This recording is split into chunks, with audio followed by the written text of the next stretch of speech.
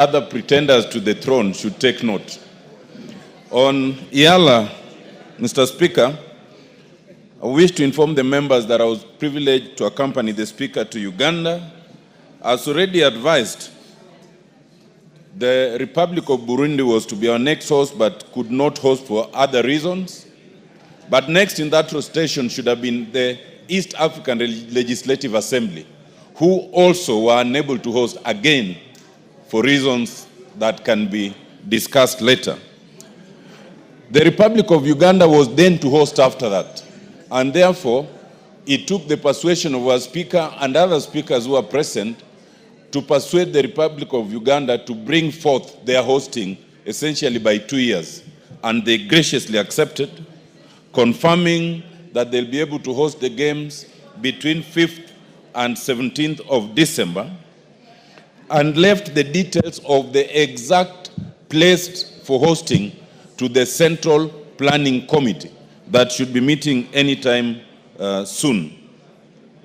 The Central Planning Committee will then communicate the schedules and the exact venues. Mr. Speaker, I wish to urge our own Bunge Sports Executive Committee to plan in haste. First of all, to plan in haste in terms of securing hotels and appropriate transport mechanisms and advise members in advance. Secondly, to plan in haste in terms of securing appropriate uniforms of the right sizes to members. Over the years, although this has improved in the last 3, 2, and the last 1 year, there's still room for improvement. Some members still are not able to get the right uniforms that they required. I also urge the committee and the leadership of the two houses to allow members prepare for these games appropriately, to prepare by allowing and arranging friendlies, to prepare by allowing and arranging the respective disciplines, to at least have some camp for training before the games. Mr. Speaker, we did badly in Mombasa, but it must also be understood that we only traveled with 1 day to spare. Many of the other teams had camped in Mombasa for at least 1 week, which we were not privileged to have. We hope that now that we are going to our neighboring country, we will be allowed to at least camp. We will be allowed to bring supporters, which we have not usually brought, even if those supporters are in the name of our own staff members, and that we will be able to prepare for these games appropriately.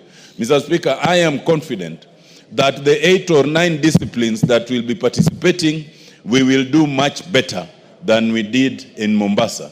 And on behalf of the soccer team, I can assure you and assure this House that we are practicing in earnest, and we look forward to all the support that we can get from the leadership. Thank you, Mr. Speaker. Thank you, Honorable Amollo. The JPC to the games, which you are a member with Kawaya and somebody else, must take this very seriously. In Mombasa, you recall I went to watch the volleyball game against Rwanda or Burundi. You didn't even have a substitute player. Not even one substitute player.